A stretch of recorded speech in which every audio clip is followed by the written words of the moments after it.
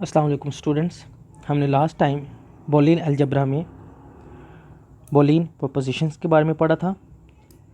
फिर हमने truth values और उसके बाद लॉजिकल ऑपरेटर्स के बारे में पढ़ा था। लॉजिकल ऑपरेटर्स में हमने ये पढ़ा था कि 3 लॉजिकल ऑपरेटर होते हैं हमारे पास, एंड, और थर्ड जो है नॉट।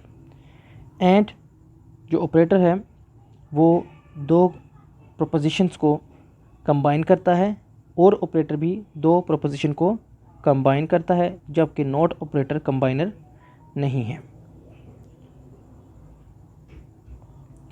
इसके बाद जो हमारा न्यू टॉपिक है आज का वो है ट्रुथ टेबल।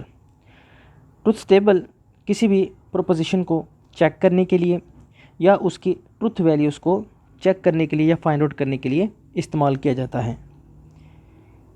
हमारे पास हर कंडीशन इतनी आसान नहीं होती जितनी कि मैं आपको सिखा रहा हूँ। ये हम आपको आसान इसलिए सिखा रहे हैं ताकि आपको आसानी से समझ आ जाए, वरना ये जो ट्रुथ टेबल है ये पेचीदा स्टेटमेंट्स या प्रोपोजिशन के लिए इस्तेमाल किया जाता है, और ये एक स्ट्रक्चर है जो मज़ीद कंप्यूटर की वर्किंग को बेहतर बनाता है। तो पढ़ते हैं जी ट्रुथ टेबल। ट्रुथ टेबल जो है is use to check whether a proposition is true और फॉल्स। इसका जो मकसद है वो ये देखने के लिए कि वेदर जो एक प्रोपोजिशन है वो ट्रू और फॉल्स है, और ये नॉर्मली ट्रुथ वैल्यू को भी चेक करने के लिए इस्तेमाल किया जाता है। लेकिन हम लॉजिकल ऑपरेटर के साथ जब ट्रुथ टेबल की बात करते हैं तो वहाँ पर हमारे पास जो एक स्टेटमेंट है वो पहले से ही कम्बिनेशन है 2 या 1 स्टेटमेंट का, या ज़्यादा भी हो सकती हैं। एक मैंने इसलिए कहा है क्योंकि जो नॉट ऑपरेटर है उसके अंदर एक ही स्टेटमेंट होगी, उसमें वो कंबाइन नहीं कर सकता एक या एक से ज़्यादा स्टेटमेंट के साथ। हाँ, जो एंड जो और जो है और ऑपरेटर है, ये दोनों एंड और ऑपरेटर ये दोनों जो है वो 2 या 2 से ज़्यादा स्टेटमेंट्स के साथ कम्बिनेशन में इस्तेमाल किए जा सकते हैं। तो अब हम पढ़ते हैं ये truth table for and operator. And operator dot को जो है वो शो करता है, रिप्रेजेंट करता है। इस तरह भी कह सकते हैं कि एंड ऑपरेटर को डॉट के साथ डिनोट किया जाता है। अब जो इसका आप टेबल देखते हैं तो हमारे पास जो अवेलेबल है वो है कि हमारी जो एक स्टेटमेंट है P और एक स्टेटमेंट है Q। P जो स्टेटमेंट है वो है इट इज़ रेनिंग, और जो Q स्टेटमेंट है वो है टुडे इज़ संडे। तो मैंने आपको लास्ट टाइम भी आसान सी स्टेटमेंट दी थी, अब भी मैं आपको एक आसान सी स्टेटमेंट के ज़रिए समझाता हूँ, और उसी स्टेटमेंट को मैं जो है वो दोबारा से रिकॉल करता हूँ। मैंने ये कहा था कि मैंने टेस्ट बनाना है तो मुझे पेन दें और पेज दें, पेन एंड पेज। तो अब क्या होगा कि मेरे अगर दोनों चीज़ें मुझे अवेलेबल होंगी, मेरी दोनों रिक्वायरमेंट्स पूरी होंगी, पेन भी और पेज की भी, तो मैं जो है वो टेस्ट को डिज़ाइन कर पाऊँगा। बिल्कुल वैसे यहाँ पर दोनों जो हमारे पास स्टार्टिंग में एंड जो ट्रुथ टेबल है एंड का, उसमें दोनों स्टेटमेंट्स हमारी जो हैं वो जो दोनों पार्ट्स हैं हमारे प्रोपोजिशन के वो दोनों ट्रू है, यानी कि मुझे पेन भी दे दिया गया है और मुझे पेज भी दे दिया गया है। तो अब जो है वो मेरी रिक्वायरमेंट थी टेस्ट बनाने की, जो इन दोनों स्टेटमेंट्स या प्रोपोजिशन से मिलाकर बनी है, इनको फॉर्म कर रही है, कंबाइन मिलकर एक नई स्टेटमेंट को जनरेट कर रही है या रिक्वायरमेंट बना रही है, वो है टेस्ट मेकिंग। तो उसके लिए मेरा जो टेस्ट मेकिंग प्रोसीजर है वो ट्रू है, यानी कि वो परफॉर्म हो सकता है। इस तरीके से अगर मुझे पेन अवेलेबल है, जो हमारी फर्स्ट जो है वो प्रोपोजिशन है, ये कंडीशन है, और मुझे पेज अवेलेबल नहीं है, तो मेरी जो टेस्ट मेकिंग की जो रिक्वायरमेंट है वो फॉल्स हो जाती है, वो पूरी नहीं हो सकती। इसी तरीके से ट्रुथ टेबल में 3rd नंबर पे जो बॉक्स है हमारे पास रो नज़र आ रही है, उसमें हमारे पास पहले F है और फिर ट्रू है, यानी कि वही देखिए हमारा जो पार्ट है फर्स्ट, उसमें मुझे पेन चाहिए और दूसरा जो पार्ट है उसमें मुझे पेज चाहिए। तो मेरे पास पेन नहीं है और पेज है, तो मैं उस सूरत में भी टेस्ट मेकिंग का प्रोसीजर कंप्लीट नहीं कर सकता। तो ये भी मेरा पार्ट जो है वो जो मेरी स्टेटमेंट है वो फॉल्स हो गई है। इसके बाद जो 4th है उसमें मेरे पास ना पेन है ना पेज है, तो मैं तब भी जो है वो टेस्ट क्रिएट नहीं कर सकता।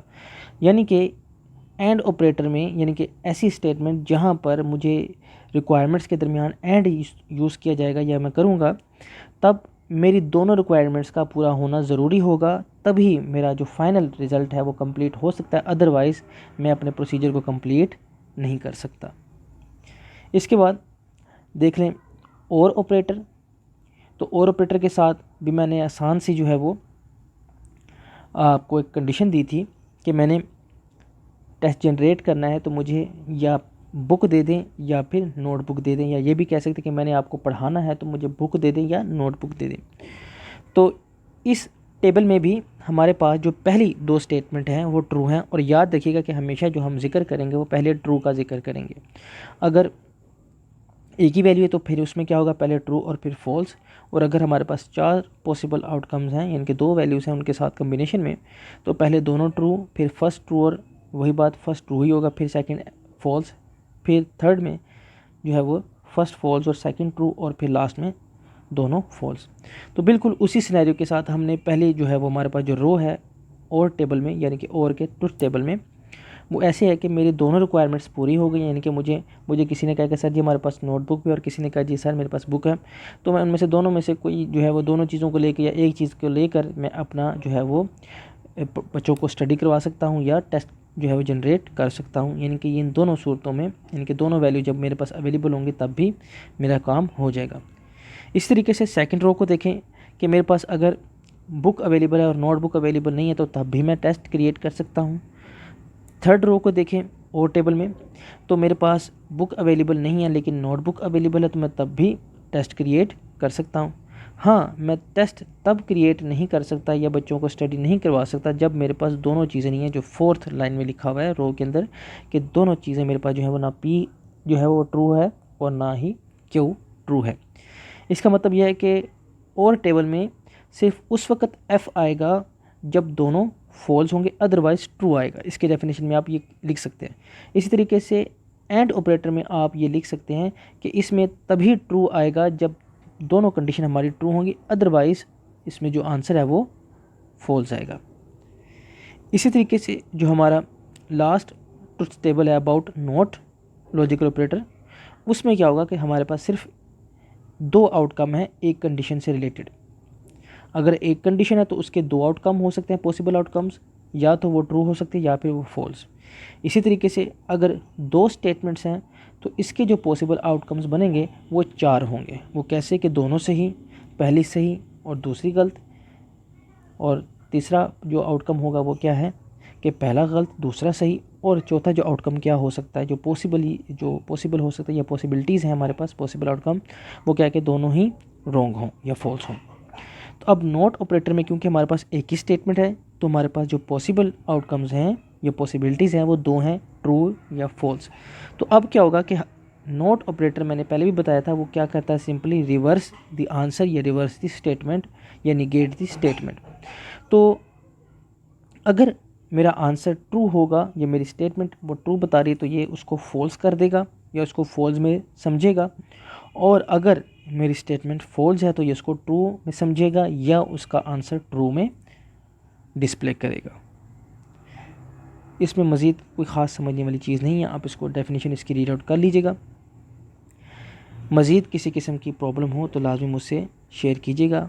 और एक बात आपको ये बात जहन में जो है वो बिठानी होगी कि बुलियन प्रोपोजिशन की डेफिनेशन भी आपने याद करनी है, ट्रुथ वैल्यू की प्रोपोजिशन भी याद करनी है, लॉजिकल ऑपरेटर्स की भी डेफिनेशन आपने याद करनी है जो मैं बार बार रिपीट कर रहा हूँ, और उसके साथ जो है वो आपने ट्रुथ टेबल की डेफिनेशन भी याद करनी है। इसके बाद बहुत छोटा सा प्रोसीजर है ट्रुथ टेबल का, एंड ट्रुथ टेबल और नॉट ट्रुथ टेबल। ये वैसे तो समझने में काफ़ी आसान है, लेकिन आपको प्रोग्रामिंग की टेक्निक समझने के लिए इनको लाजमी बाय हैंड परफॉर्म करना होगा। जैसे मैंने आपको आसान सी एक छोटी सी चीज़ बताई कि प्रोग्रामिंग में वो जब ट्रुथ टेबल डिज़ाइन करता है तो वो पहली मरतबा दोनों स्टेटमेंट ट्रू लेता है टी, और फिर उसके बाद जो सेकंड रो है उसमें पहली में ट्रू और सेकंड में फॉल्स। इसी तरीके से थर्ड जो है वो रो उसके पास होगी, उसमें फर्स्ट में वो फॉल्स और सेकंड में ट्रू, और लास्ट में वो दोनों में फॉल्स लेगा, यानी कि उसका जो पहला कंसर्न होगा वो ट्रू के ऊपर होगा। आपने इसी चीज़ को फॉलो करना होगा एंड ऑपरेटर में भी और ऑपरेटर में भी, और यही चीज़ ही हमारी फॉलो हो रही है नोट के ट्रुथ टेबल में कि पहली मरतबा जो उसने जो पॉसिबिलिटी ली है वो ट्रू है और सेकंड में जो पॉसिबिलिटी ली है उसने वो फॉल्स है। तो इस तरीके से अगर हमें मज़ीद पेचीदा स्टेटमेंट्स के ट्रुथ टेबल बनाना पड़े तो आप ये बात ज़हन में रखिएगा कि हमारा जो है वो मेन फर्स्ट जो कंसर्न होगा वो किससे रिलेटेड होगा, ट्रू से या फॉल्स से, और लाजमी इसको बाय हैंड परफॉर्म कीजिएगा। अस्सलाम वालेकुम।